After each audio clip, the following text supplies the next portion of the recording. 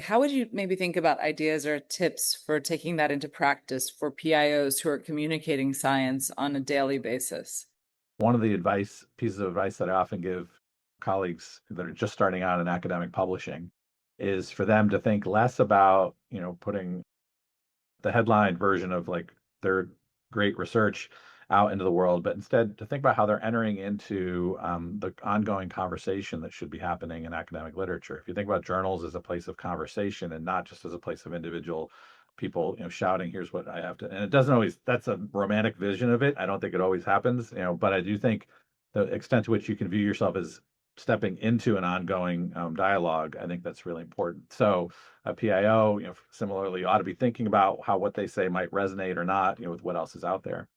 There's also a really important sort of opportunity that I think sometimes communication practitioners have, to both externally think about how what you're saying might resonate or fit, but also to what extent have you really engaged in an ongoing conversation with, for example, the researchers that you're translating their work? Have you checked back with them to see, does this really, cover what you think it does? And just recognizing there's room for iteration and for ideas to emerge. And sometimes, it also can be the case that you framing a particular study in a particular way might cause the researcher to start to think differently about it. And that is can be disconcerting, but it might also be healthy. But there needs to be feedback loops, often in what we do. And I think that we sometimes don't do that, sufficiently.